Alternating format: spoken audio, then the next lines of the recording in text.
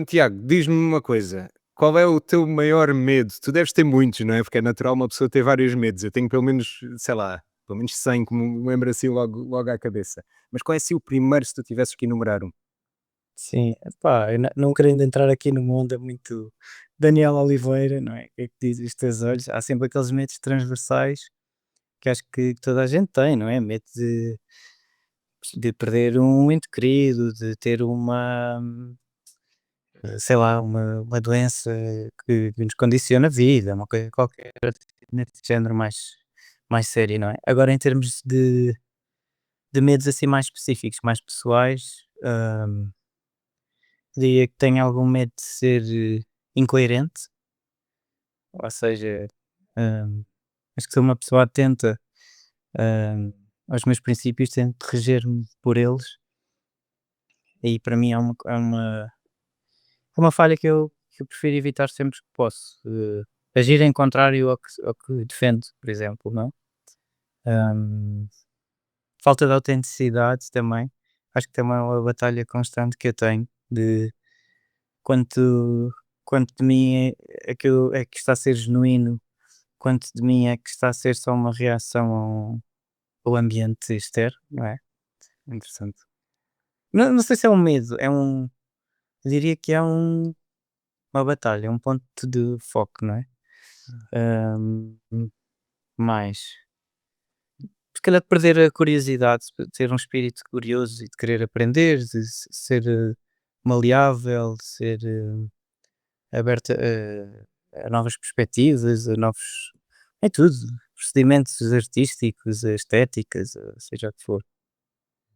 Portanto, acho que está aqui um bom Não, não, sanatório. está muito bom. Não sentes que isso te traz alguma ansiedade? Como é que controlas a tua ansiedade no geral? Ah, Pois isso depende muito do contexto, não é? Mas eu diria que tenho muitos mecanismos em ação que têm a ver, se calhar, com a preservação de confiança, de autoestima. Acho que isso é muito importante, não é? Acho que a ansiedade vem da instabilidade, da insegurança, de nós termos medos, não é? Claro. Do receio se apoderar de nós, do nosso estado de espírito. E acho que se, na medida do possível, estiveres seguro do que estás a fazer, ou se tiveres atenção a isso, não é? Mas eu acho que sou como qualquer outra pessoa, tem momentos em que tenho de passar água fria na cara, epá, pronto, ter que me acalmar um bocadinho, não é É. assim tão importante, não sei, depois há muitas relativizações, sei lá. Hum, percebo. Tu consideras-te uma pessoa perfeccionista? Tentas fazer tudo até estar naquela perfeição idealizada na Sim. tua cabeça? Eu tenho essa tendência bastante obsessiva, especialmente quando é trabalho pessoal ou quando está em jogo, apoiar o trabalho de alguém, ou, não é? Prestar auxílio, não é? Tem essa característica, se calhar, um bocadinho obsessiva, que eu tento contrariar também, porque nem sempre é saudável. Às vezes passa para o outro lado e eu acho que é importante haver um equilíbrio mesmo nesses momentos. Acho que há muito este culto do perfeccionismo hoje em dia, da imagem, de tu transmitires uma presença online imaculada, não é? Sou incrível, estou cheio de concertos, estou sempre a trabalhar, estou sempre. Não, há dias e dias, não é? Há dias em que a pessoa tem a casa arrumada, há dias em que a pessoa tem horas de sono em falta, sei lá. Claro, claro. Sim, e isso tem piada dizer isso dessa forma, porque lá está um bocadinho ligado ao que estavas a dizer da autenticidade, tentar ser um bocadinho eh, real e tu próprio e o que tu sentes, o que é difícil hoje em dia, porque há estas pressões sociais, lá está, para estar sempre bem e cheio de concertos e as coisas estão espetaculares e está tudo a correr bem, mas isso raramente é verdade, quase para ninguém. Portanto, é Sim, eu acho que há uma diferenciação da persona pública, artística, para o que tu és no dia. Eu que estava a falar da autenticidade, se calhar num registro mais pessoal, que as pessoas mais próximas, com amigos, com colegas, não é? Porque acho que hoje em dia é inevitável haver uma curadoria da tua presença social ou público, Yeah, whatever. interessante. Ninguém quer E saber o que é que eu comi ao pequeno almoço, estás a ver? Assim. não sei, podes Querem começar a saber, gostar, é, pode ser que descubras aí já viste uma nova carreira, pá. já viste? Começa a fazer reviews de cheesecake, como o Pedro Branco, por exemplo. Pá, Quem sabe, quem sabe. exatamente. Olha, e é engraçado estarmos a falar disto, porque tu és músico e designer, no fundo, eu diria que és presentemente muitas duas coisas.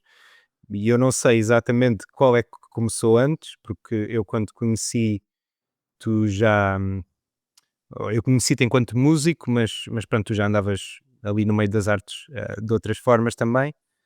E eu gostava de saber se houve algum momento e se há algum momento que um se sobrepôs ao outro em que tu sentes: "Ah não, eu sou claramente mais músico do que designer", ou "Não, design é o meu backbone e músico é o extra". Há uma distinção aí ou são simplesmente 2 vertentes que fazem parte de ti? Ou seja, são duas vertentes que infelizmente eu sinto que estão sempre em antagonismo.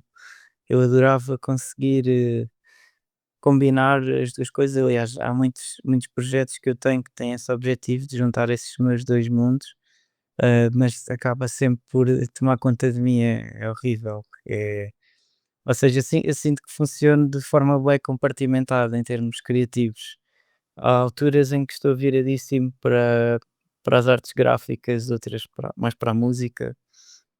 Quando tento combinar as duas é um desastre. Neste preciso momento estou a passar por uma fase dessas complicada. Mas pronto, a fim de contas haja trabalho e estou muito grato por trabalhar nos processos de trabalho, tanto os auto-iniciados como para outras pessoas. Mas é isso. Em relação assim, à linha temporal, eu diria que sempre fui um miúdo muito virado para o desenho e para observar o mundo de forma muito visual. Desde pequeno, digo miúdo, pronto, desde pequeno que me lembro de ser assim, era aquele miúdo que dava-me uma folha A4 branca e um lápis de cor e eu estava uma tarde inteira sem falar com ninguém, só a desenhar. Muito bem. Hum, Música vem mais tarde, veio ali na adolescência, na pré-adolescência, como para muita gente, não é? Aquele impulso de vamos lá experimentar, tocar um instrumento. Eu acho que tenho, tenho a ideia de ser pouquíssimo ligado à música até aos meus 13 anos. Pá, não tinha bandas preferidas, não tinha artistas preferidos, nem sequer tinha aquelas pancadas de miúdo, epá, sei lá, de ouvir o CD do Batatune ou dos Cartoons ou de uma cena qualquer mesmo desenhada para crianças, não é? É, é. Eu observei, por exemplo, nas minhas irmãs esses fenómenos, não é? De saber as músicas dos filmes da Disney, de cor, seja o que for. Uhum. Eu não tinha essa ligação auditiva, não tinha esse espírito de fruição auditiva, era muito visual só. E quando comecei a tocar é que isso, ou seja, o instrumento é que puxou pela música, normalmente é ao contrário, Exato. mas é engraçado. Eu primeiro comecei a tocar baixo e depois é que comecei a ouvir música com prazer. Isso é interessante porque pá, o teu percurso na música, quer dizer, tem a fusão com o Hot Club, portanto tens uma fusão mais académica também da música, não é simplesmente um hobby que tu pegaste e ok, vou aqui tocar baixo e logo se vê, não, tu Sim, tocas da contrabaixo faculdade também, também. exato, na faculdade, exatamente também, portanto tu tens uma formação musical bastante consistente. Em que momento é que tu achaste que fazia sentido seguir essa formação em que, ok, se calhar isto não é só um hobbyzinho, se calhar é uma coisa que eu quero mesmo prosseguir. Houve algum clique, houve algum momento, veio naturalmente? Sim, ou seja, eu comecei a tocar num ambiente escolar, como alguns amigos que temos em comum, não é? Como o Vasco Reidin ou o João Completo, não é? Começámos a tocar num colégiozinho, hashtag privilégio, em que as aulas de música deixaram de ser aquela coisa mais institucionalizada de tocar flauta de bis, é literally aqueles exercícios e uns temas básicos para apresentar, e entrou num formato meio quase banda de pop rock nesse tal colégio.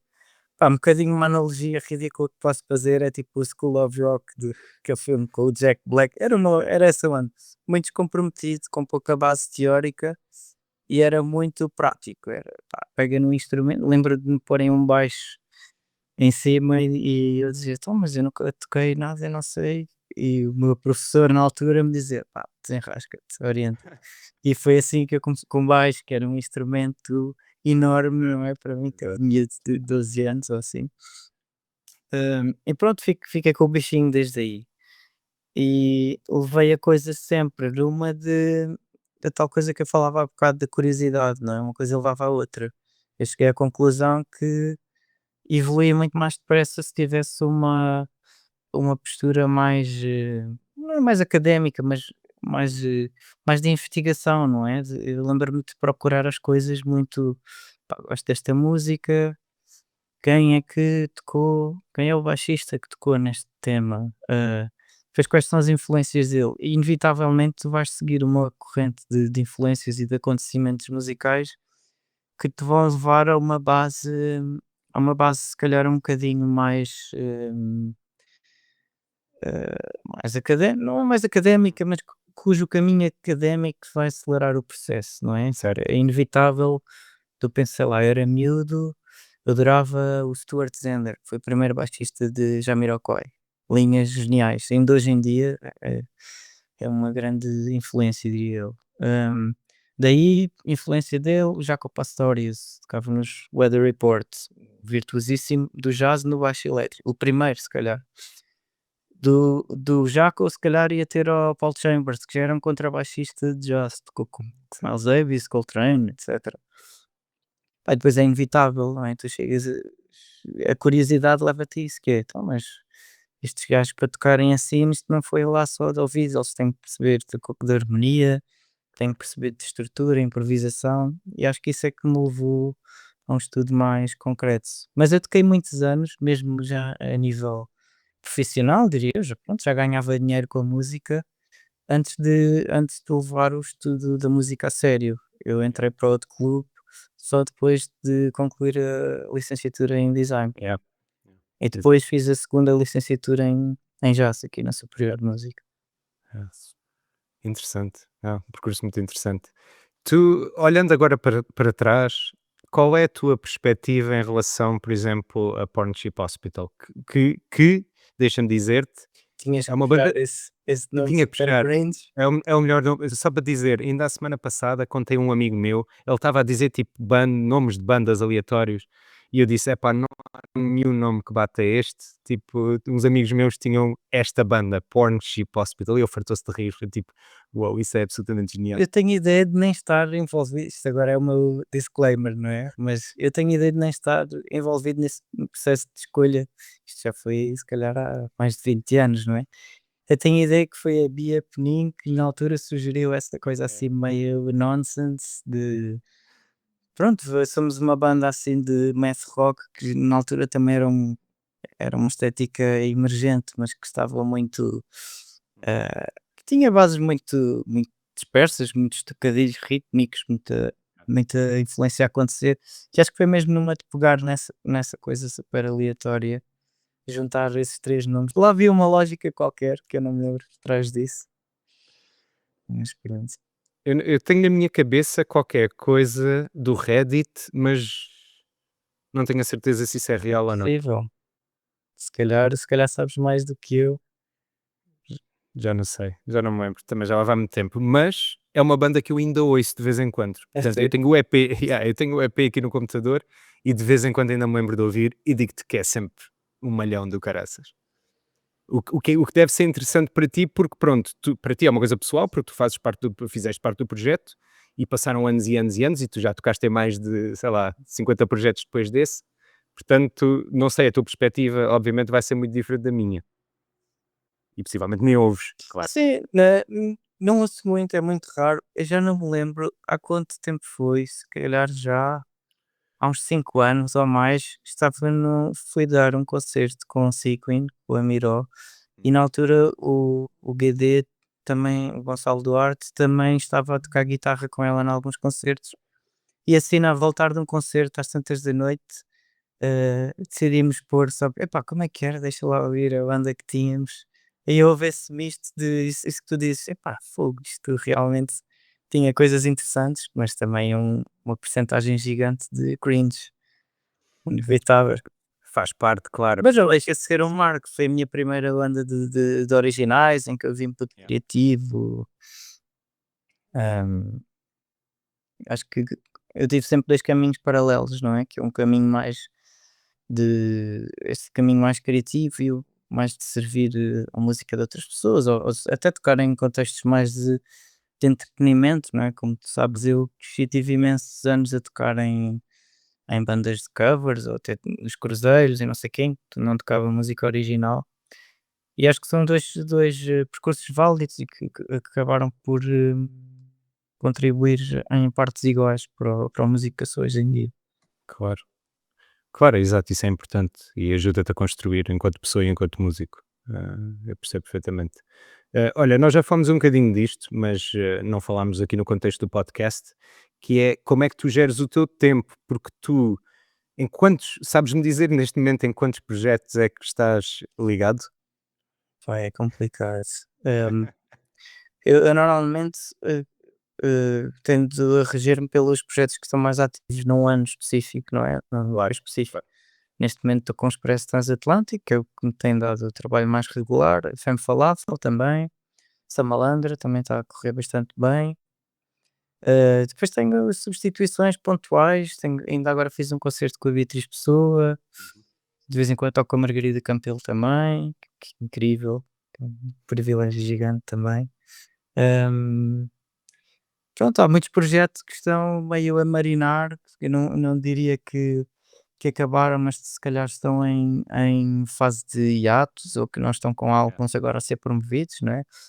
O Sput, o Mirza, o Tiago Vilhena, o King John, ah, pronto, não quero deixar ninguém de fora, mas Não, eu claro. também estou a tocar com uma artista incrível agora que é a Mariana Oliveira, ainda não tem música divulgada, mas que vale a pena, assim, uma onda muito R&B, jazz contemporâneo.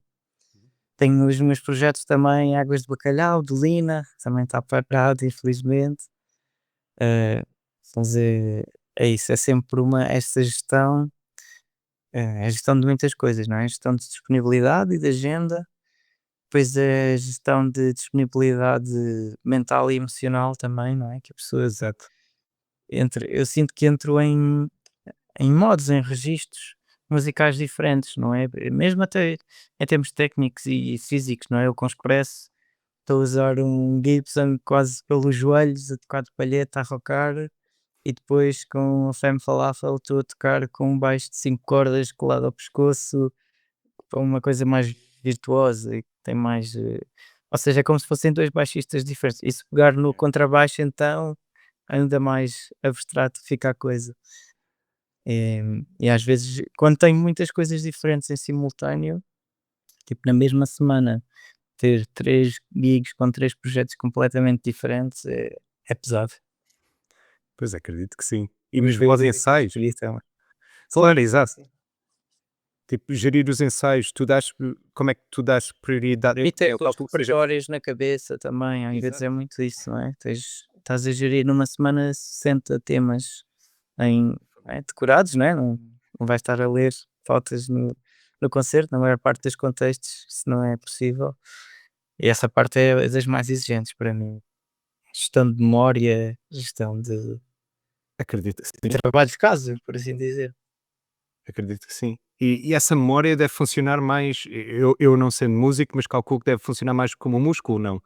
Do que propriamente do que, ou seja, deves começar a tocar e automaticamente a memória vai se Há preencher. coisas que vêm por memória muscular, mas tu não podes contar com isso, porque às vezes há circunstâncias que te desligam dessa sintonia com o instrumento ou com o teu. Imagina, estás-te a ouvir mal, Hum. ou tens ou bebeste meia imperial a mais e de repente aquilo que estava garantidíssimo. Eu chego lá e lembro-me de certeza que depois já não é tão óbvio. E tu já tens que começar a fazer contas de cabeça em tempo real, tipo, epá, pois agora há que vai para a bridge. Qual é que é o primeiro acorde da bridge?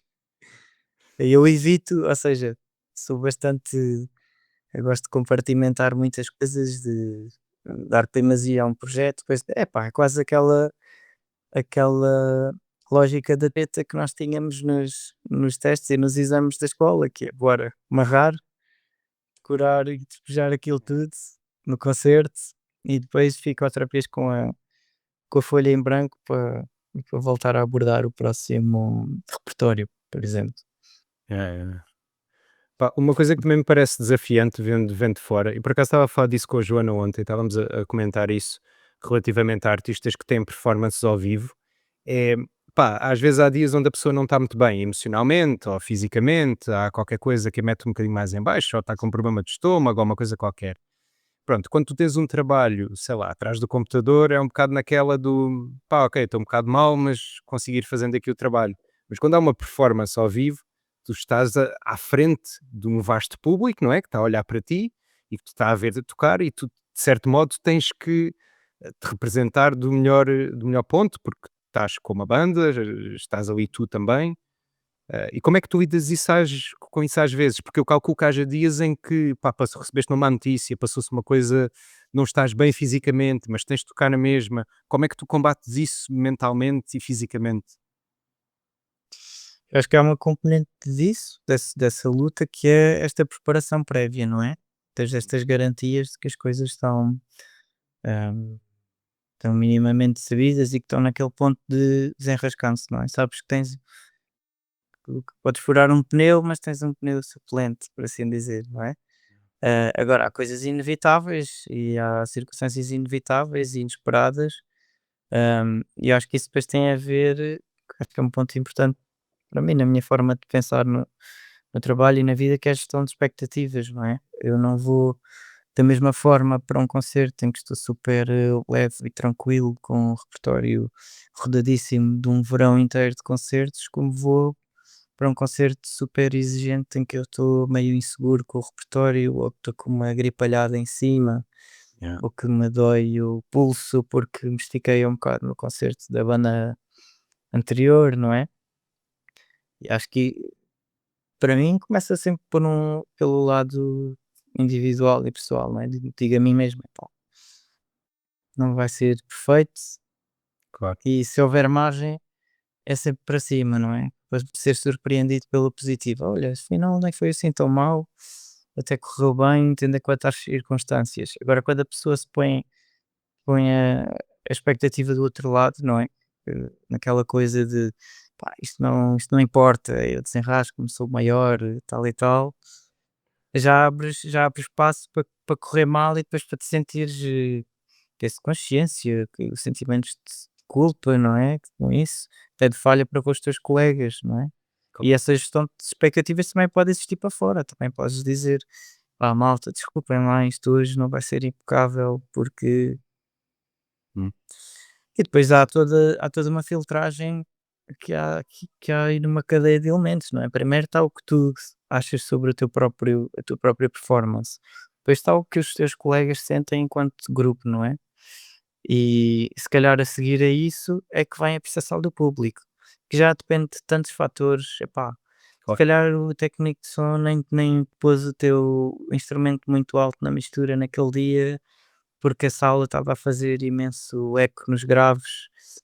Afinal, correu-te muito a mal, mas olha, ninguém deu por isso.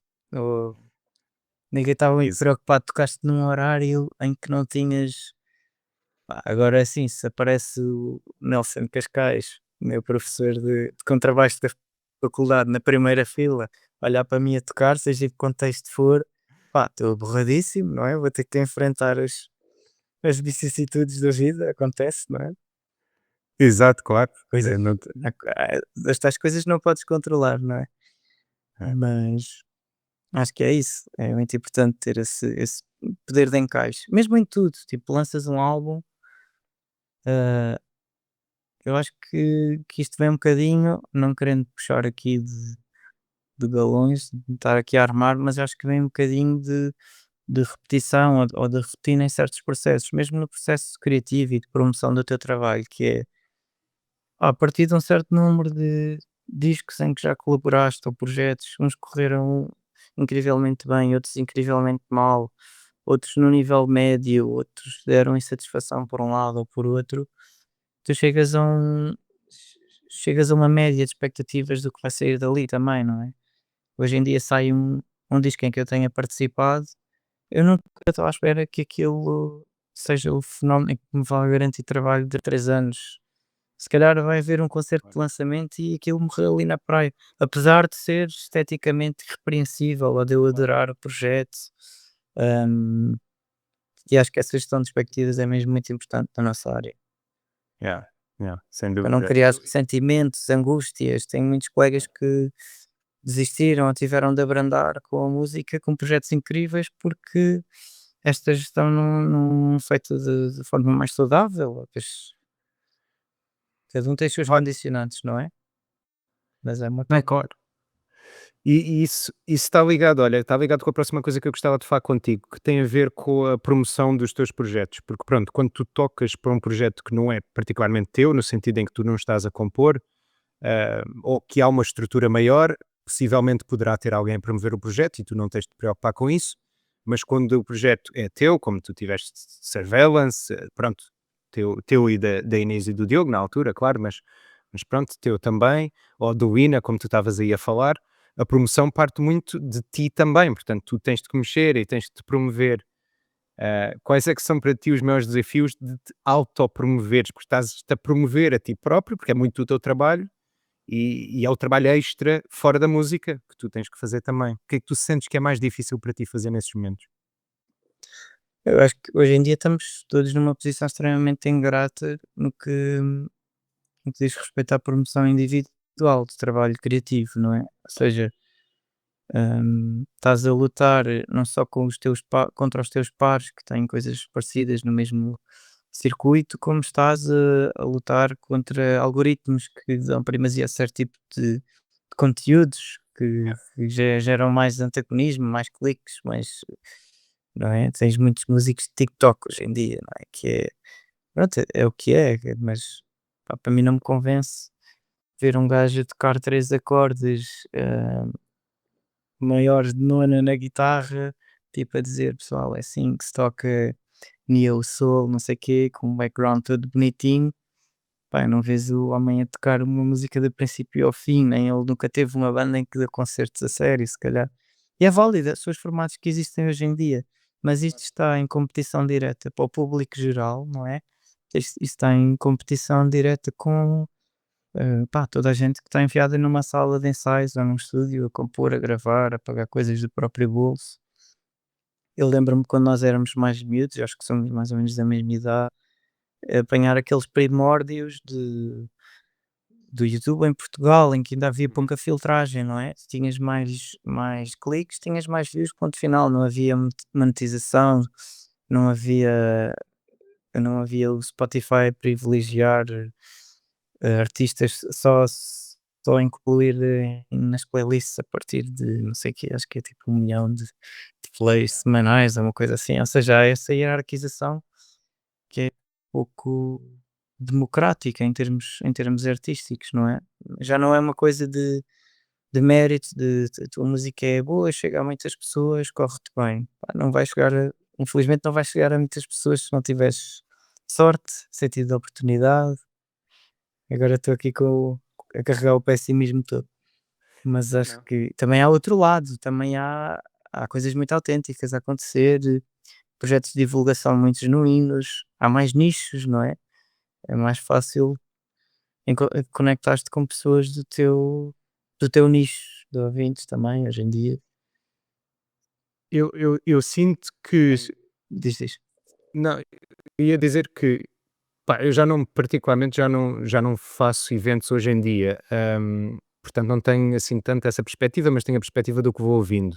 E eu sinto que por um lado é um bocadinho mais difícil hoje em dia do que era há 15 anos atrás, porque há 15 anos atrás havia menos plataformas, isso era logo a primeira, as pessoas estavam todas no Facebook, genericamente falando, portanto tu criavas, sei lá, um evento no Facebook, convidavas as pessoas recebiam a notificação, viam realmente a notificação, e eu sinto que hoje em dia isto está tudo muito mais disperso, ou seja, o Facebook já ninguém usa, o Instagram não tem propriamente uma interface de eventos, nem o TikTok, e depois há 50 mil contas, e sinto que por vezes pode ser um bocadinho mais difícil tu chegares a uma grande audiência, a um grande público desse ponto de vista. Mas não sei, pode ser só uma falsa ideia da minha parte. Sim, eu acho que é isso aliado ao que eu estava a dizer, ou seja, tens paywalls atrás de extratos de publicitação, seja de eventos, seja de releases, seja do que tu quiseres, não é? Hum, tens de ter uma conta eh, com X seguidores para aquilo ter o mínimo de tração que depois se vá traduzir em pessoas reais a comprarem bilhete para um concerto ou a comprarem um vinil, ou seja o que for. Antigamente acho que era mais direto, mas continuas a ter muito passo à palavra. Eu acho que isto muitas vezes também é ignorado pelas pessoas, tipo, não basta teres uma campanha online, mais vale seres tipo um Zeta ou uns Máquina que começam a ter um burburinho no circuito, passa a palavra de pessoas, lá está, no nicho, de pessoas que se encontram nos mesmos sítios socialmente, hum, e eu acho que não há nada melhor do que uma validação pessoal e direta de um projeto artístico, não é? A dizer tipo, ah, João, tens que ir ouvir estes Claro. putos que fizeram agora este disco, está incrível. Pronto, sou eu a dizer-te, podes não ter grande consideração especial pelo meu gosto, mas à partida, não é? Há uma hipótese maior que tu vás ouvir aquilo do que te aparecer sugerido numa Exatamente. publicação pagas do Instagram, assim. Exatamente, e isso vem um bocadinho ao encontro do que eu vou ouvir das pessoas falar de que estão fartas do algoritmo, estão completamente fartas de viram um filme de ficção científica e agora a Netflix está carregado de filmes de ficção científica, ou ouviram uma música de whatever, de jazz e agora só recebem artistas de jazz. As pessoas estão um bocadinho fartas que o algoritmo assuma que eles adoram aquele tipo de coisas e depois só lhes dão aquele tipo de coisas e não lhes dão mais nada fora daquela perspectiva. E às vezes esse passa-palavra que tu estás aí a dizer é muito mais poderoso, porque primeiro vem de uma pessoa que tu minimamente conheces e tu percebes logo se, ok, se isto vai fazer sentido para ti ou não, porque, ok, se calhar tu és péssimo, ou melhor, não é péssimo, mas se calhar o teu gosto de cinema não tem nada a ver com o meu, então eu sei que quando tu sugeres cinema eu não vou gostar, mas música, quando sugeres, eu sei que vou adorar, por exemplo. E É mesmo muito assim mais é uma fácil. consideração negativa, mas que é tida em conta, apesar de ser negativa. Exatamente, Pode ser uma exatamente. recomendação inversa, tipo, epá, se este gajo gosta disto, isto é a última coisa que eu vou ouvir, não é? E é igualmente, tem o mesmo peso De um no ponto. teu critério de ires ao encontro daquele objeto artístico ou não. Exatamente. É um bom ponto, é interessante. Olha, pegando aqui numa coisa que o Pedro Nobre falou num dos episódios do podcast, ele falou um bocadinho sobre a vida boémia de ser músico e dos concertos e tudo mais. E o Pedro diz que às vezes é um universo difícil de navegar, tendo em conta as pressões que existem e pronto, e tudo mais. E ele é uma pessoa que toma bastante cuidado com o próprio e com o corpo. O baterista também é extremamente exigente, como são todos os músicos, mas é complicado. Eu não te queria meter em xeque com isto, porque tu não tens que falar em nada muito específico, mas eu ia te perguntar se, principalmente porque tu tocaste com pessoas mais velhas do que tu várias vezes, quando eras bastante novo, se sentiste um bocado essas pressões e como é que escapaste ou não a essas pressões e qual é a tua perspectiva, se é diferente do Pedro ou... Sim, agora estavas a falar na experiência do Pedro e eu comparei imediatamente à minha. Eu sinto que o Pedro foi um bocadinho mais late bloomer nessa coisa do ter datas que puxem para esses ambientes e de conviver com pessoas que puxem mais para esses ambientes. Eu quando comecei, se calhar, a tocar mais em bandas de covers, em Setúbal e não sei o quê, apanhei muito mais esse ambiente da malta mais velha que já bebia todas as noites em que tocávamos com naturalidade e até outras coisas a que eu não estava muito disposto, tipo coisas ridículas, tipo beber café. Pá, eu no 10º ano já estava a tocar em bares, tipo, me entrava a socapa, tipo, nem era permitido eu estar lá supostamente, estás a ver? Hum, e já tinha contacto com essas coisas. Eu lembro-me perfeitamente de ter tido iniciação a uma série de coisas desse género e eu acho que tive sorte nesse sentido, porque sempre vi os 2 lados da coisa, não é? Esse lado social e divertido e de certa forma ganhei uma abertura social também com participação nesses circuitos. Mesmo em termos pessoais, eu era um miúdo muito introvertido e de repente acho que ganhei aí uma abertura diferente para conhecer pessoas, conversas mais aleatórias. E depois também me apercebi muito do lado negativo, ou seja, já vi estes meus colegas a terem, por exemplo, dificuldades financeiras, mas depois rebentava o metade do cachê que nós tínhamos ganho na própria noite em maços de tabaco e copos e não sei o quê. Hum, ou seja, tinha sempre estas 2 perspectivas. E eu na altura, pá, era mesmo muito miúdo, não é? Estamos aqui a falar de eu tinha os meus entre os meus 15 e os meus 18 anos, se calhar, onde eu participei mais ativamente nesses contextos. E, pá, tinha esse equilíbrio ainda da inocência do: "Epá, vou ter cuidado aqui com isto, já estou a ver aqui como é que isto pode correr mal". Hum, e epá, por outro lado, tive a exposição a série de coisas, por exemplo, hoje em dia não fumo, e tenho quase a certeza absoluta que foi por nessa fase ter estado exposto ainda antes de ser obrigatório teres extração de fumo nos bares e não sei o quê. Eu lembro-me de tocar lá em Setúbal, tu has de te lembrar do Arte Café, não é? Claro. Os primeiros anos em que toquei lá, pá, é que saía de lá com os olhos a arder, não é? Concertos de quase 3 horas e tudo a fumar ali dentro sem extração, porta fechada.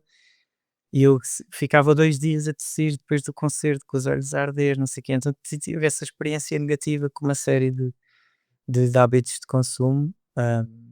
Com a bebida, se calhar já foi ao contrário, eu diria que nunca tive assim problemas sérios, mas já tive fases em que o beber social já não é um beber social, se estás a tocar todos os dias e a beber todos os dias, por muito pouco que seja, isso depois tem impacto na tua saúde. Hum, Hoje em dia acho que já me rejo mais pelo meu corpo e pela idade avançada, e já não dá para grandes aventuras também. Yeah, yeah, já se vai sentindo. Yeah. Ok, Mas há sem obrigado. dúvida, há essa pressão e as bebidas à pala fazem parte do acordo do concerto, porque não te vão pagar um cachê nada de especial, então oferecem-te jantar e bebidas a noite toda, quer dizer, Claro. está mesmo a pedi-las, não é?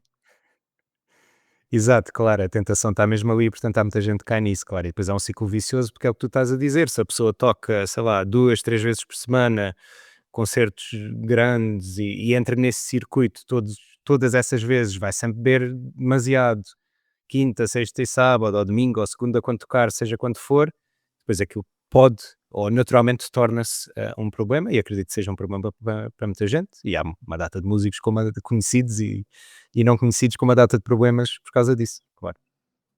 Exato. Mas eu acho que, acima de tudo, se tu tens uma predisposição para dirigir, se calhar, as tuas dificuldades emocionais para esse lado, não é? Isso ser um ponto de escape, eu acho que isso é que é o condutor número um Yeah, desses comportamentos aditivos e coisas desse género, não é? Porque claro. tens muito boa gente, muitos putos novos que também começam a beber cedíssimo e que podem vir de backgrounds de classe média, classe alta, extremamente privilegiados, e não isso vai fazer grande diferença. Às vezes até é pior porque tem maior acesso, porque já têm mais dinheiro na carteira e já passam lá por outros campeonatos. Portanto, eu acho que a música também há um lado, se calhar, clichê aí, uma coisa de ovelha negra, de os músicos são todos meio indigentes e alcoólicos, e não é bem assim. Não, não, de todo. Eu diria, sei lá, uma grande eu conheço uma data de músicos, como tu, como tu bem sabes, e muitos deles nós partilhamos em comum como amigos, e eu diria que há muitos casos de muita gente que ou nem bebe, ou bebe pouco, principalmente eu acho que é um sentido de responsabilidade. Tu chegas a um determinado ponto na tua carreira também onde pá, ou levas a coisa a sério como um trabalho a sério, ou a coisa vai descambar e muito dificilmente vais Exatamente, conseguir sim. chegar muito longe. Ah, Isso hoje em dia é um fator diferenciador, não é? Ou seja, chegas a um ponto em que a tua própria carreira vai ditar que os teus comportamentos vão ditar a carreira que tens, não é? há muitos projetos que chegam a um certo patamar e se tu tens esse nível, ou és o artista principal e de repente às vezes há assim situações mais disfuncionais, mas estás a trabalhar com um profissional de serviço, por assim dizer, que pode ser substituível, que pode, não é? Se houver entre um Tiago Martins sóbrio e um Tiago Martins bêbado que dá umas baldas valentes ao ouvido, quem é que vais Exato. contratar? Vais contratar o sóbrio, não é? Claro, exatamente, exatamente. Isso é um bom ponto. Ah, olha, agora uma conversa nada a ver com a música, ou se calhar a ver com a música, não sei, depende para onde é que vais puxar. Mas eu gostava de te perguntar: costumas sonhar a cores, a preto e branco? Costumas sonhar em português? Já sonhaste em inglês, noutra língua? Como é que são os teus sonhos? Isso é engraçado, por acaso, que os meus sonhos até têm um impacto muito grande na minha componente criativa. Hum, então, eu sonho a cores, a maior parte das vezes em português, Ok. mas pode haver ou não personagens inglesas a intervir, até noutras línguas, acho que isso é uma coisa muito em aberto. E os meus sonhos são muito abstratos, muito assim, muito a quebrar dimensões e muitos contextos diferentes. São situações muito pouco realistas.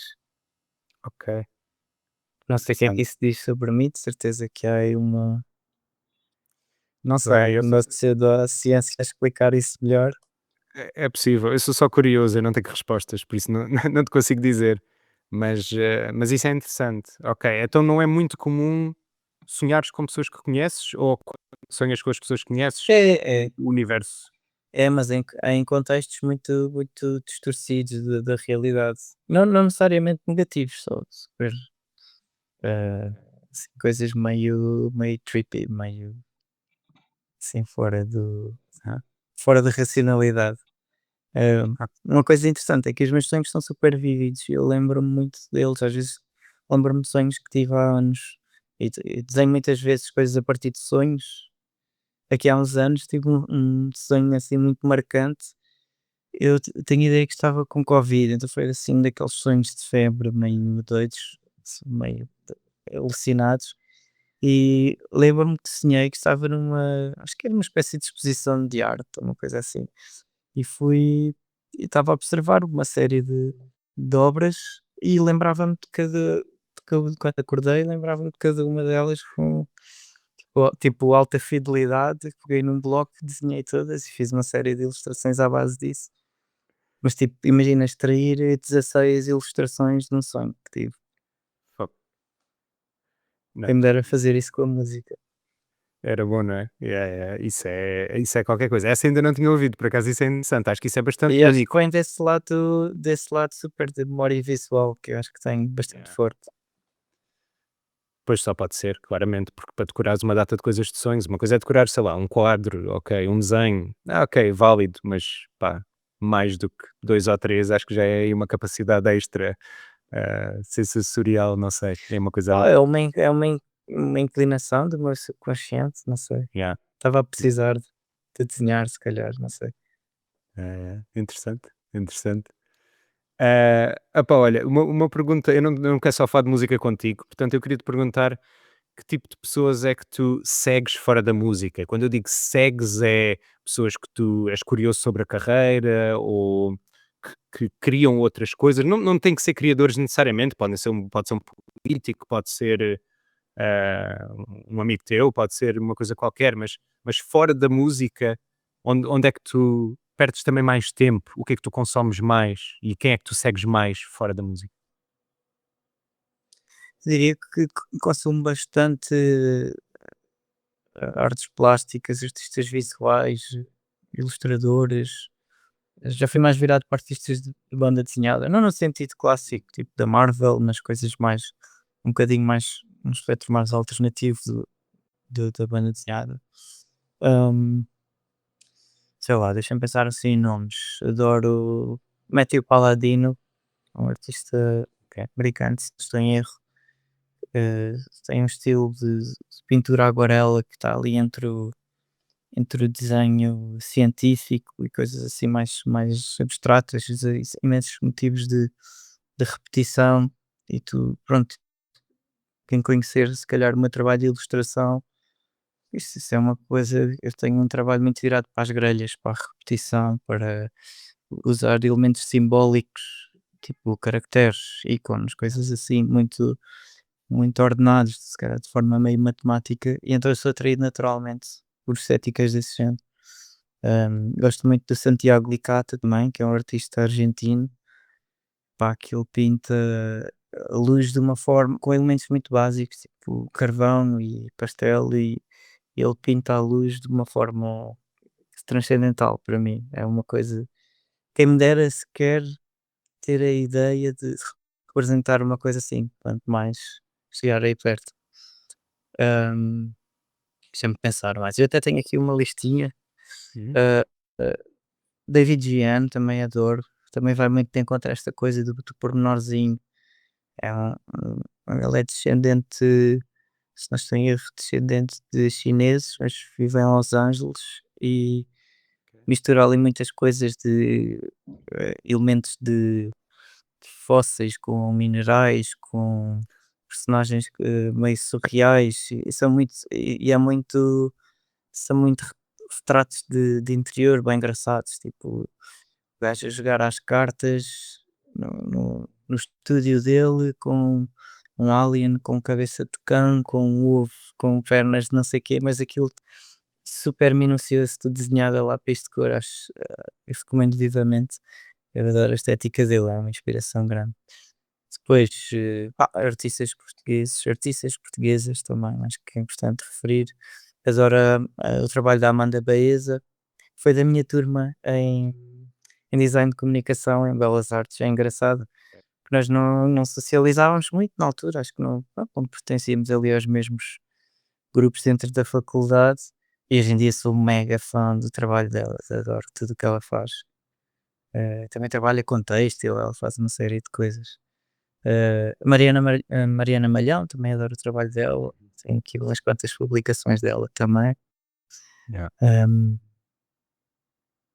mas é isso, as pessoas que usam assim cores vivas, grandes contrastes, grandes formas, Yeah. acho que é por aí. Sim, Pouco acho que faz realismo. sentido. Não, yeah, faz sentido, tendo em conta o que eu conheço da tua arte também, que eu acho que é muito específica, acho que tem uma identidade muito própria e isso é bastante interessante. E tu já usas desde. Não sei exatamente quando é que começaste com esse estilo específico, mas eu lembro-me em Surveillance, as capas dos álbuns, o artwork, era muito Sim, assim. começou nessa altura essa estética. É, é.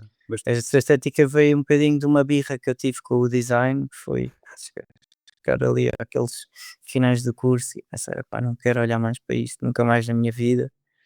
Eu lembro-me que das primeiras coisas que me deu aversão estar a estudar no curso foi tipografia, porque para mim o design, antes de eu ir para a faculdade, era muito orientado para o design de logotipos. Eu estava a pensar de uma forma, estava a pensar muito em formas gráficas, em símbolos, em coisas desse género.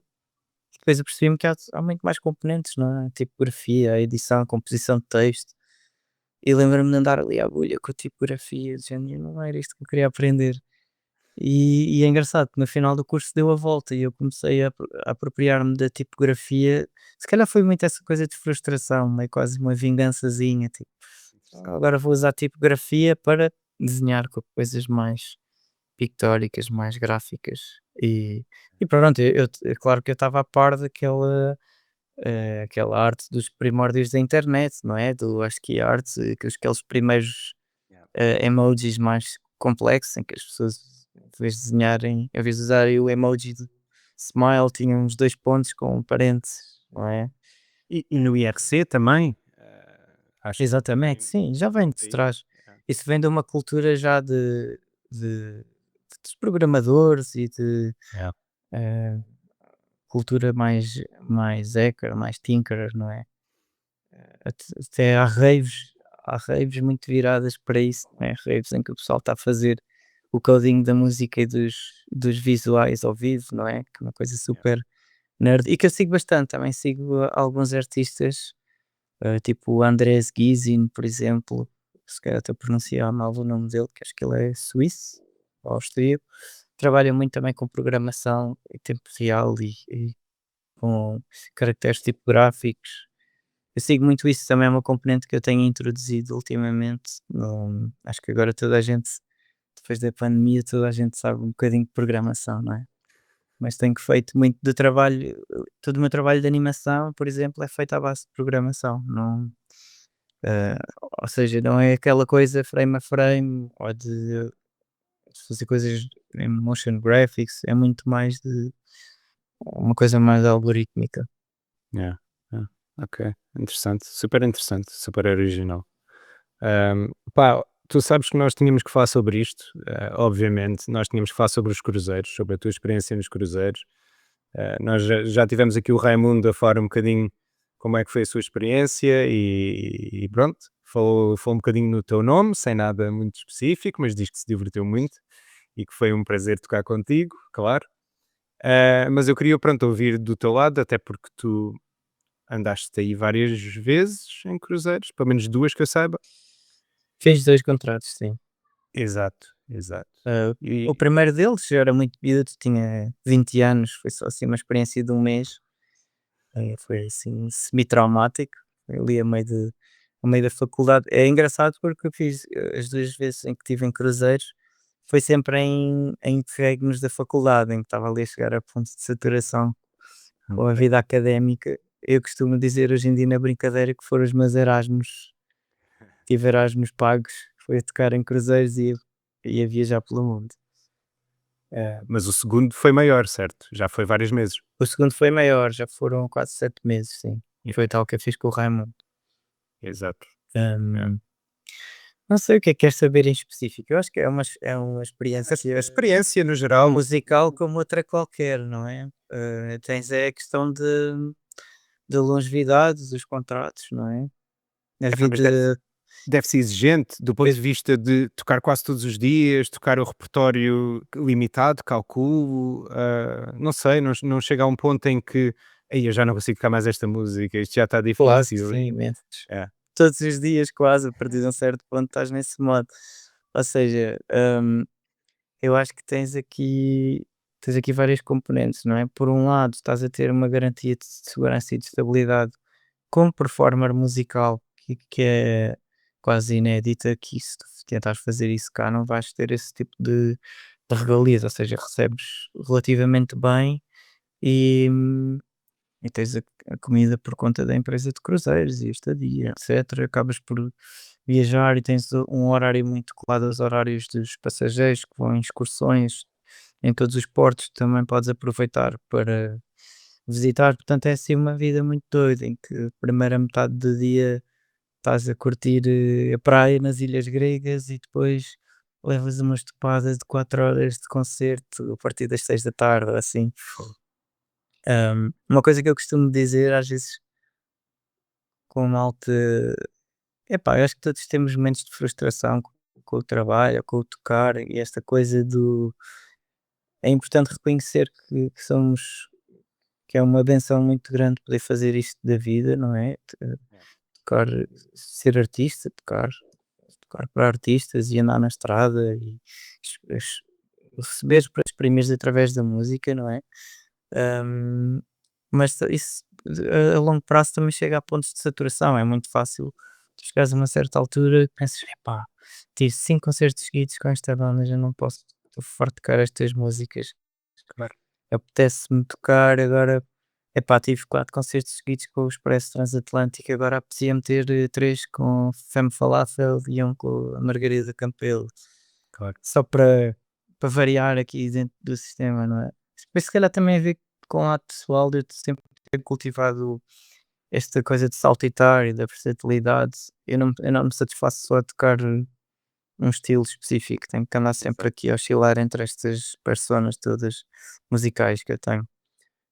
Mas é uma coisa que eu digo muito quando as pessoas se queixam nestes pontos de frustração, a dizer: "Epá, eu já me chateei mais com a música ser uma tarefa repetitiva e depois tive a experiência dos cruzeiros e aí é que eu percebi o que é ser músico full-time profissional, porque aqui em Portugal, assim, nós temos concertos ao fim de semana ou Yeah. se vais com um artista mais mainstream, se calhar tens um verão super preenchido, mas depois tens meses, tens época baixa, tens. exato.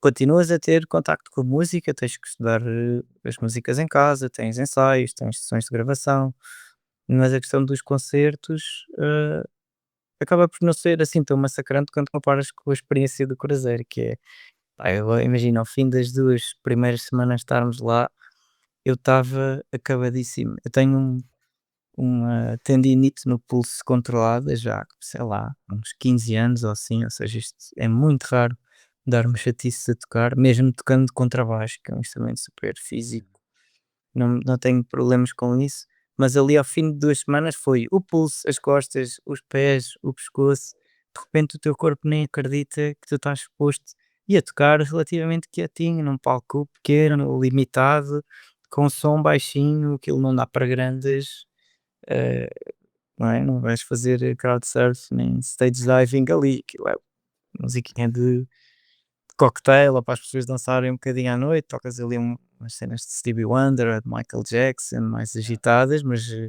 não há ali espaço para grandes loucuras e ainda assim é uma tarefa descomunal. Depois adaptas-te como tudo, adaptas a técnica, adaptas a tua atenção. Eu lembro-me de uma experiência assim muito insólita, estar a tocar com o Raimundo assim ao fim da tarde. Pá, nós estávamos numa companhia americana que é a Royal Caribbean. Uhum. Pá, tens muito aquela cultura dos reformados passarem na América, passarem a reforma toda em cruzeiros.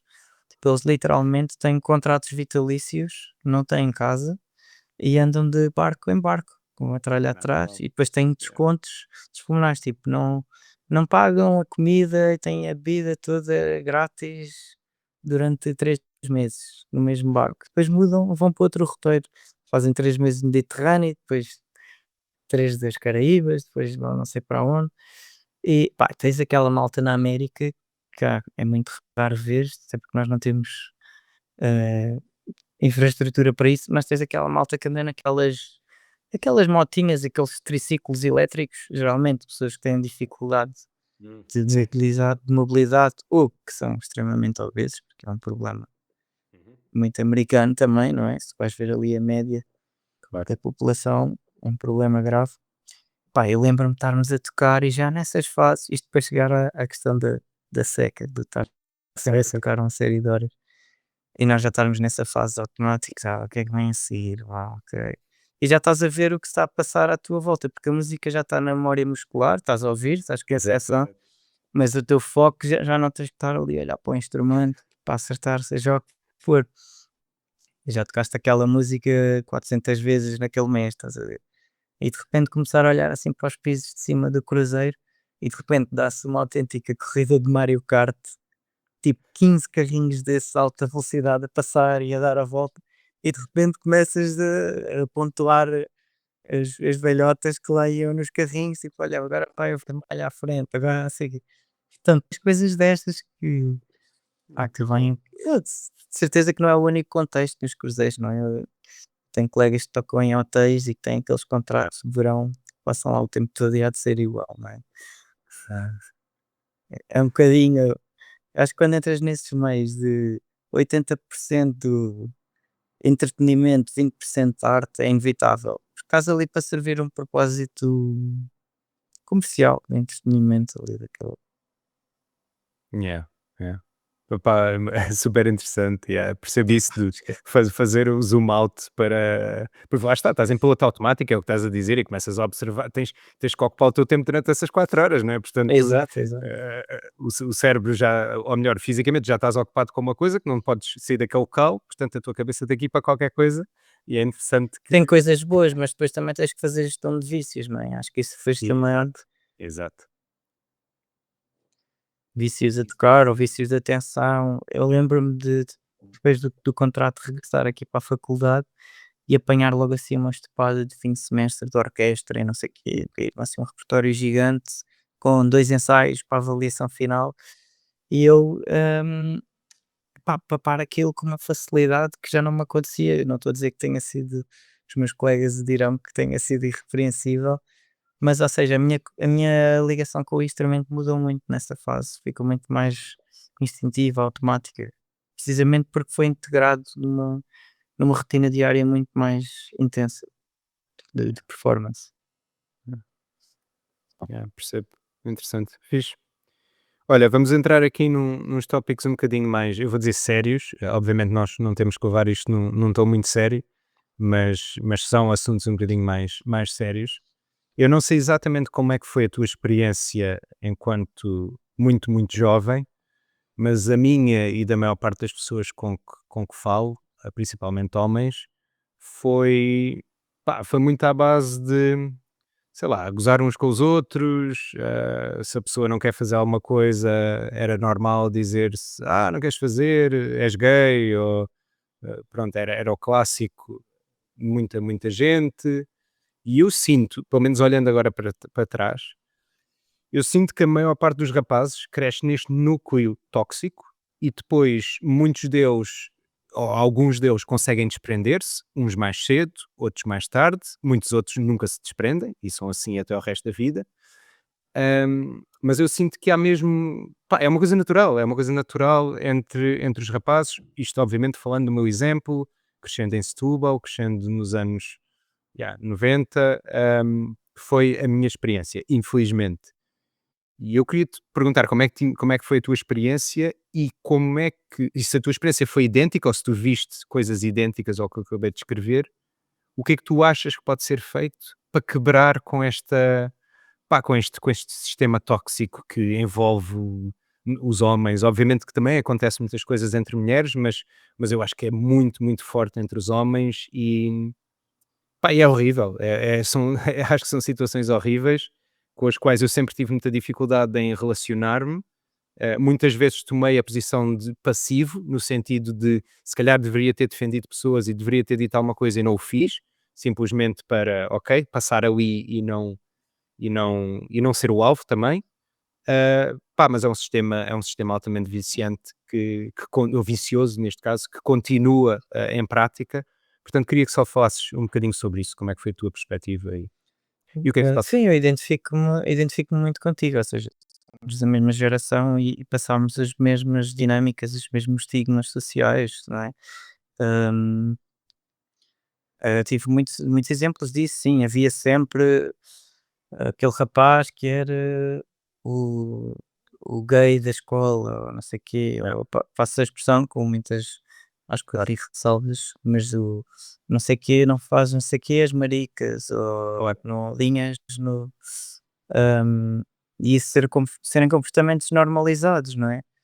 E em relação às raparigas é engraçado porque havia uma integração maior, não é? Não havia esse julgamento com a miúda, se calhar mais Maria rapaz que queria jogar à bola com os rapazes, todos os dias, não é? Que tinha se calhar comportamentos, tendencialmente são considerados mais masculinos, não é?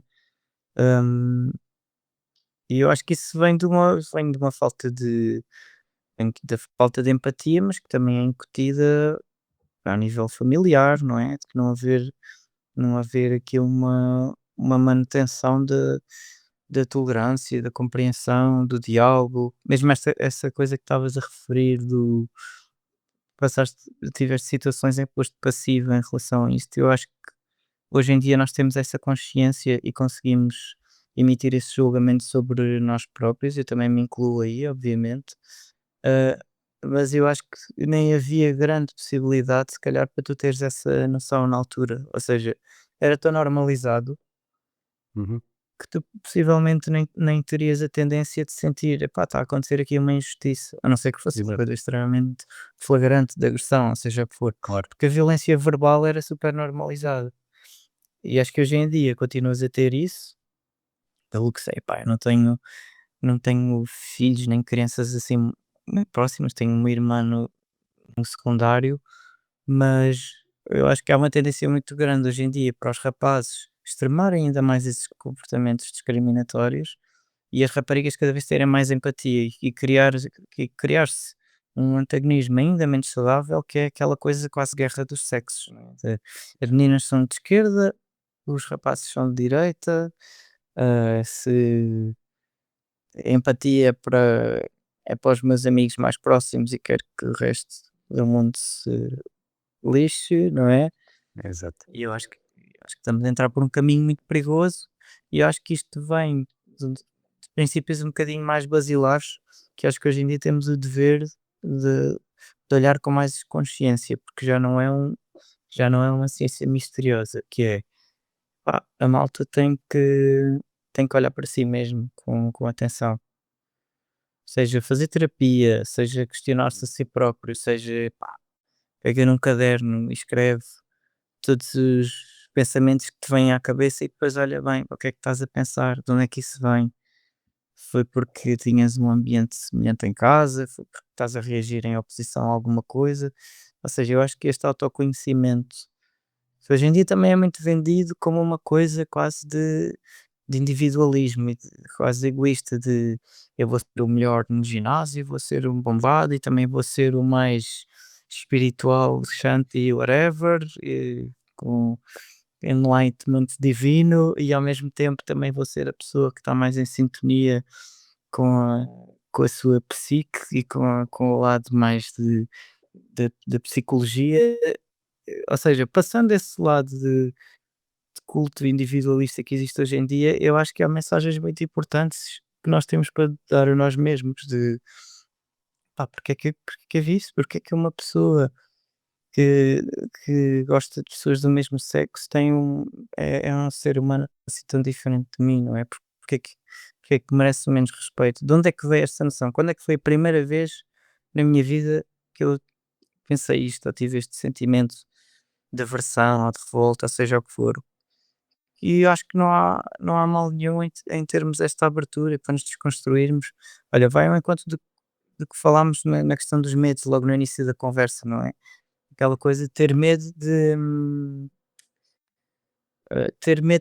fechar à curiosidade, de me limitar nesse sentido. É um bocadinho por aí, quer dizer, se eu nem estou disposto a conhecer-me a mim mesmo e a Exato. perceber como é que outras pessoas pensam e sentem e vivem,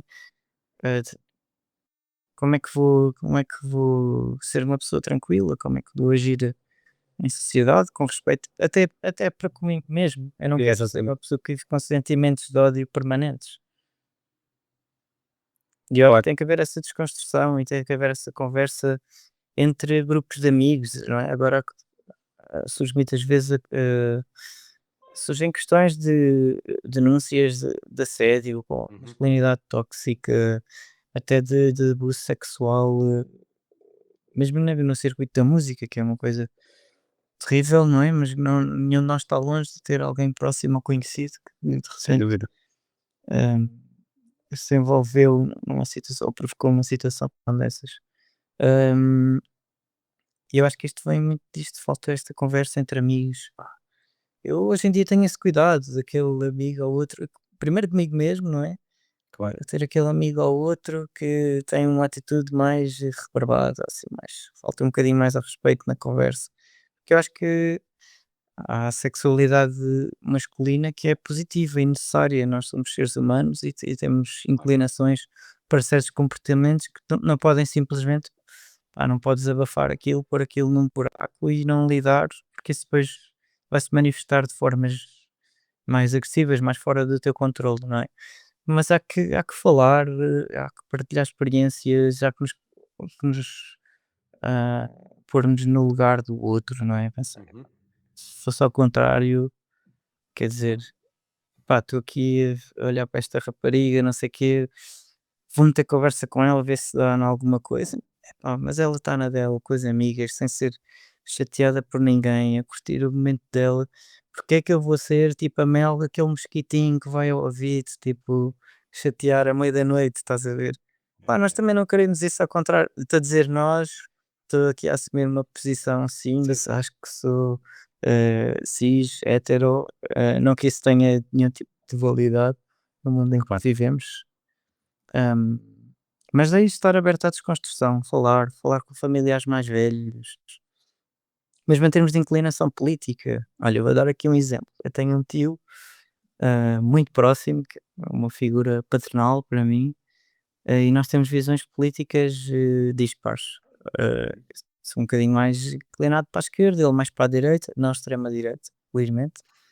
Ahm, mas há sempre pontos de choque, não é? E há sempre aquela almoçarada em que acabamos a discutir política, quase chateados um com o outro e não sei o quê. Mas estamos os dois, e isto é uma coisa incrível, que conseguimos cultivar um com o outro, que é, estamos os 2 numa posição de abertura ideológica, ou seja, eu não me oponho a que ele me dê umas dicas de finanças e que me explique porque é que um empresário sofre com certas medidas que têm um peso se calhar mais socialista, whatever, ou seja, compreender o outro lado, de onde é que vem dicas, Exatamente, apesar exatamente. apesar de eu não me enquadrar, mesmo estando numa posição privilegiada que assumo, não, epá, fogo, eu tenho amigos que estão constantemente à rasca para pagar a renda da casa, não é? Claro. Com 30 e tal anos. Quanto mais pensar em ter uma relação saudável, juntar-se com uma pessoa, pensar em a fazer projetos, em comprar casa, em ter filhos, não é? Isto é um flagelo da nossa geração, acho eu. Mas tem que haver esta abertura, tem que se compreender de onde é que vem a indignação da outra pessoa. hum, Também tem que ser assertivo, acho eu, não é? Eu não vou aceitar uma posição do neonazi assim borla, ignorar, quer dizer. Há princípios básicos que acho que temos de defender, temos que ser, que acho que a chave é ser assertivo, não agressivo, que é muito difícil, não é? Não potenciar ainda mais Yeah, a essa agressão. energia de revolta que é o que alimenta esse tipo de ideologias e de formas de estar. Pá, muito bom, eu acho que tu tocaste aí em muitas coisas interessantes e desde explorarmos os Eu opostos, por divaguei, exemplo. bué. Não, não, eu não acho que tenhas divagado nada. Eu acho que fizeste uma excelente cobertura de vários pontos que são bastante essenciais e que, pronto, e que eu também penso da mesma forma. Desde explorar os opostos, eu acho que isso é extremamente importante. Ou seja, ouvir o outro lado e perceber o outro lado é uma forma de nós compreendermos também melhor a nós próprios e melhor aquilo que nós acreditamos e que defendemos, porque pá, às vezes podemos estar errados, às vezes pode ser ignorância, às vezes não quero, sei lá, acho que a forma como o sistema económico da esquerda funciona é muito melhor que o da direita. Pá, mas se calhar não conheço o da direita e se calhar agora vou conhecer e se calhar acho que é melhor. Por exemplo, estou só aqui a dar um exemplo aleatório, ou seja, é muito importante a pessoa não se fechar no seu casulo, na sua bolha e tentar também explorar a nível de conhecimento o outro lado. Acho que isso ajuda bastante. E, e uma coisa que depois tu disseste aí no que toca a rapazes e raparigas, um amigo meu teve uma experiência, por exemplo, interessante na Tailândia, em que foi completamente assediado por mulheres, porque pronto, são mulheres pagas para os estabelecimentos, para atrair homens, para ter como clientes. Pá, e ele achou a experiência absolutamente horrível. E isto foi interessante porque isto é o que as mulheres passam todos os dias. Mas Exatamente. pronto, os homens não o sentem tão ativamente, felizmente, ninguém deveria passar por isso tão ativamente, mas ele estava mesmo, pá, não sei como é que consigo, como é que é possível alguém conseguir viver com isto? E viras-te para a esquerda e tens três pessoas a cair em cima de ti, e viras para a direita e tens uma pessoa a agarrar-te. E isto é a vida de uma mulher no dia a dia. E nós não podemos achar que isto é uma situação normal. E E com as mulheres eu acho que ainda tens outra componente que é a possibilidade de ameaça física, que tu não te sentes tanto como homem, não é? Ou seja, pensando de uma forma super mecânica aqui, podes ter 5 mulheres a assediar-te, mas um homem de estatura média tem maneira de se desenvencilhar e de, sei lá, fugir, certo, defender-se, seja o que for. Claro que isto é uma situação completamente implausível de acontecer, porque as sim, mulheres sim. têm princípios diferentes nesse sentido, porque sofrem na pele, mas não é ao contrário, se pensas que 5 homens cercam uma mulher sozinha, o que é que pode acontecer, não é? Ela sente-se muito mais indefesa, obviamente. E há esse Exa- peso, não é? Esse que este homem me vai fazer não é só ser chato, só ser inconveniente, pode ser muito mais grave do que isso, não é? Exato. E eu acho que é interessante também ver como a forma como. Obviamente, estamos aqui a generalizar nesta conversa, porque há muitos casos que não entram dentro dos padrões que nós estamos a dizer, mas temos que usar mais estereótipos para Sim, conseguir sim. dar exemplos. Mas eu acho que é interessante ver também a diferença como o medo é manifestado no homem e o medo é manifestado na mulher, em que o medo manifestado no homem funciona um bocadinho como ódio e funciona muito como eu tenho medo de uma determinada situação ou foi-me imposto este receio perante uma determinada situação, o que eu vou fazer é impor esse medo ou esse ódio ao próximo. Sim, É o, sim, é sim. o é o que eu acho que acontece muito nessa questão da masculinidade E vem tóxica. vem vem vem muito de uma questão de protecionista do ego, estão-me a ofender e eu não admito, ou estão-me a denegrir e, não é? Estou-me a sentir ameaçado, mas enquanto cidadão íntegro, a persona que eu criei, não é? Máscula, está a ser Exatamente. agredida. Muito raramente somos agredidos por mulheres de forma física marcante, que sei, não é? Não é esse Yeah. sentido de autodefesa. É uma autodefesa É do ego, é de o um que tu ponto de disseste. vista muito mais do ego, exato. Sem dúvida. E isso está extremamente ligado também com o que tu referiste, que é o facto da maior parte dos homens não falar de sentimentos, não falam do que sentem, não falam, não dizem uns aos outros. Isto é das coisas que mais confusão me dá. É um homem raramente se vira para outro homem e diz que gosta dele. Epá, Exatamente. diz o que estás, percebes? Que diz a um amigo: olha, tu és importante para mim, eu gosto mesmo muito de ti, eu tenho este sentimento por ti. Isto é uma coisa que, para acontecer das duas, uma, ou está podre de bêbado e calhou para ir para o lado sentimental, ou é uma pessoa fora da norma, e do estereótipo masculino, que há, obviamente, mas não é a maioria, infelizmente. Portanto, Como se isso fosse sinal de fraqueza, não é? Tu admitires exatamente, o teu apreço por outra pessoa, quer dizer. exatamente. Mas isso, lá está, isso vem muito de trás, vem dos pais, vem dos avós, vem da estrutura familiar, como Sim, eu foi acho que construída. antes disso tens de desconstruir a ideia do homem forte, do homem que é o provider, que tem que ser resistente a todas as vicissitudes da vida, que tem que defender Yeah, a fêmea e a caverna, não é? Estamos a falar em termos pré-históricos, em termos do ego masculino, neste sentido. exatamente. Claro que já não faz sentido nenhum.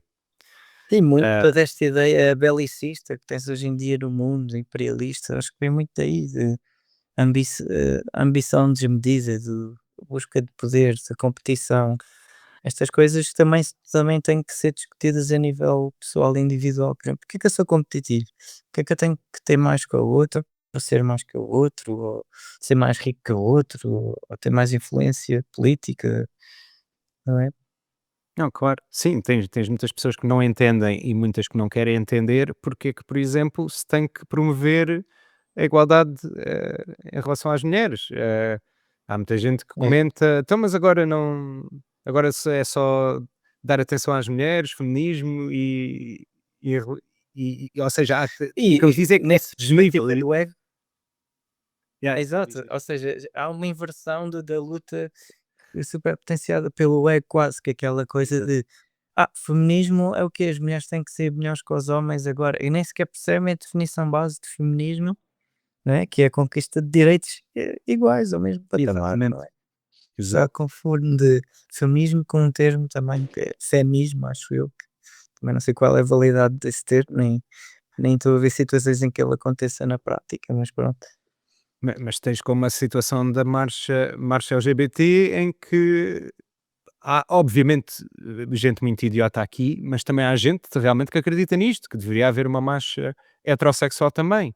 E que não conseguem entender, obviamente que muita gente usa isto de forma política e tem toda a consciência do que é que estão a fazer, mas muitos outros não têm essa consciência e não conseguem entender que o desnível é tão grande que obviamente que não se vai criar uma marcha ou não se vai dar destaque ao que já é 99,9% o destaque mundial em tudo. O que é o padrão, exatamente. Exato. Exatamente. É só o óbvio, mas pronto, é difícil Claro. de entender para muita gente. Ah, olha, estamos a chegar aqui ao fim e estamos agora a chegar às sugestões culturais. Obviamente que havia aqui assunto para nós falarmos durante uma carrada de tempo, mas olha, E temos aqui muitas histórias dos velhos tempos também, não é? muitas histórias sem dúvida. Mas olha, isso quer dizer que pronto, has de voltar a um outro episódio um dia destes para contar mais coisas. Olha, exato. Exato, perderes aqui mais um bocadinho de tempo. Mas olha, eu tenho algumas sugestões culturais para ti, e eu sei que tu tens aí algumas coisas também, mas eu vou deixar-te ser o primeiro, basicamente. Ok.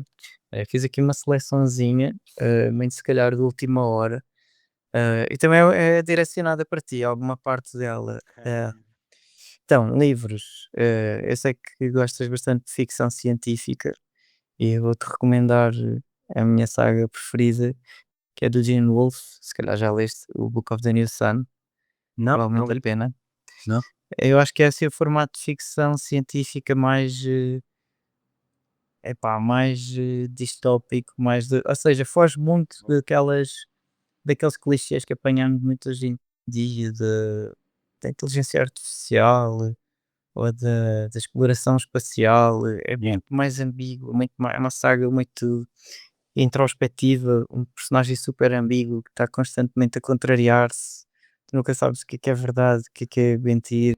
Eu acho que é um formato assim que impossível, felizmente impossível de traduzir para live actions ou para séries, eu acho que é. E eu acho que Ok. isso diz muito sobre a escrita do Gene Wolfe. Depois, o que é que eu diria? O que é que tenho aqui para te recomendar também? Séries, opá, eu não sou grande seguidor de séries afincado, aquela pessoa que está sempre a seguir a série mais recente, não sei, mas que posso recomendar tipo todos os documentários do Herzog, valem bastante a pena. Sim, sim. Ahm, de ficção, eu gosto muito de tudo o que a Brit Marling faz, DOA, uh, Yeah. Murder at the End of the World. Em termos mais, se calhar, de fruição artística. Eu há pouco tempo fui tocar com o Expresso Transatlântico na inauguração do museu que é o MACAM, que é o Museu de Arte Contemporânea Armando Martins. Fica ali na Rua da Junqueira. Pá, aquilo é uma coisa meio duvidosa, arrasada de hotel, mas tem uma galeria impecável. Hum, com um espólio impressionante, tipo Ok. Paulo Rego, Júlio Pomar, Cargaleiro, é impressionante. A, a condensação que tens ali, o Amadeu também, tens ali artistas plásticos incríveis ali representados. E acredito que não seja uma coisa, não é aquele museu que vais apanhar grandes filas, é relativamente recente, que é uma Certo. curadoria impecável. Ah, em termos, se calhar, de divulgação, promoção social, vou recomendar a Mariana e os Dramas. Eu gosto muito da Mariana e já a conheço há muito tempo, mas infelizmente não me recordo do apelido dela. Tentei procurar bastante antes de fazer esta sugestão, mas o Instagram dela é o Mariana e os Dramas, e eu tenho ideia que o TikTok também. E ela faz Ok. muita divulgação de concertos mais do underground, do indie, mais orientado se calhar para o rock. É neste formato mais TikTok contemporâneo, que eu acho que já são velhadas para seguir as coisas nesses termos, mas eu acho que ela está a criar aqui o envolvimento de um público mais jovem com circuitos e ela gosta muito de mostrar os behind the scenes dos concertos, das tours, o pessoal a carregar a carretinha com o material, como é que é o pré e pós-concerto, faz cobertura regular e anda aí de norte a sul do país com bandas a mostrar a realidade da estrada. E eu acho que são experiências que nós vivemos em putos com bandas quando ainda estávamos num registro mais do it yourself. E é super importante É. mostrar este lado das coisas e a divulgação dos próprios eventos em si. Pronto, que eu acho que o pessoal não pode achar que isto cai tudo do céu já montadinho e já tens a tour organizada e um roadie para te carregar a Maria. baterias, amplificadores. Antes andas tu a lombar com as coisas e com carros emprestados a variar a meio da estrada.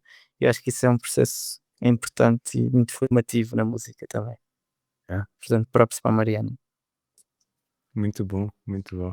Porra, tu estás aí com sugestões do caraças, eu tenho que ir explorar, isso tudo, desde as essa agora, tu deste a Mariana, a A questão. Mariana faz-me lembrar muito o trabalho que tu tinhas quando éramos mais miúdos, não é? E dos documentários que fazias e com, Yeah, não é? Se calhar fazias ali um registro um bocadinho mais regional, o dela é mais abrangente, mas acho que hoje em dia também é muito mais fácil chegares a públicos maiores e estás em contacto com bandas de todo o lado. yeah, também acho que sim. Ok, muito interessante, muito obrigado com as tuas partilhas. Eu tenho 3 para partilhar contigo. Pá, a primeira é uma cena que eu já disse ao Lucena para ver, porque eu acho que isto é a cara dele, chama-se YOLO, é uma série de animação, é do Adult Swim. Epá, eu não consigo explicar isto. A série é australiana e é um fritanço gigantesco, absolutamente gigantesco. É sobre 2 amigas que, pá, acontece uma data de aventuras mas aquilo é um mundo pseudo-surrealista, que é dizer, aquilo é uma cidade na Austrália, mas tudo o que acontece é, desde estarem no sofá e aparecem umas fadas que as levam não sei para onde, e há uma rave num planeta não sei onde, pá, mil e uma coisas que possas imaginar. Portanto, recomendo bastante. Fixe, estou curioso. É um freelance genial. Depois, obviamente, eu tinha que recomendar qualquer coisa que fosse ligado minimamente à ilustração, portanto, eu vou recomendar, se calhar, uma das melhores coisas que já uma vez foi feita, que se chama o Incal, do Jodorowsky e do Claro, Moebius. tenho aqui em casa o livro, obviamente. Fogo. É absolutamente, absolutamente lindo. Eu não vou explicar história nenhuma sobre aquilo, até porque não dá para explicar, aquilo é uma odisseia gigantesca. Sim, sim, sim. Mas pesquisem, vão explorar porque é fantástico. 2 génios, sem dúvida nenhuma. E a minha última recomendação é uma banda, e é uma banda que tem um membro português e os outros, eu não sei se são todos alemães ou não, acho que não. Chama-se Forked, é uma banda de hardcore e é uma banda do Diogo Major. Diogo Major, Ok. muito, muito importante no panorama underground em Portugal durante muito tempo, agora vive em Berlim há uma carrada de anos, e agora tem uma banda nova, finalmente, lançaram um EP agora esta semana, portanto vão pesquisar, metam Forked Bandcamp, eu não sei exatamente qual é eu acho que eles não estão no Spotify, acho que estão só no Bandcamp, eu não sei exatamente qual é o nome da página, pesquisem no Instagram, há uma data de bandas, já agora vou deixar aqui só no instante, porque há uma data de bandas com esse nome, o URL é ForkedHC, portanto pesquisem Ok. no Instagram e vão ter a página e depois a partir daí podem ir à demo e ver e ouvir porque é ganda malha, como não podia deixar de ser do grande Major. Portanto, são as minhas recomendações. E agora chegamos ao final. Obviamente. Portanto, Tiago, muito obrigado por Obrigado, esta já, hora e obrigado tal pelo de convite. conversa. Muito Obrigadíssimo. fixe. E até à próxima. Até à próxima.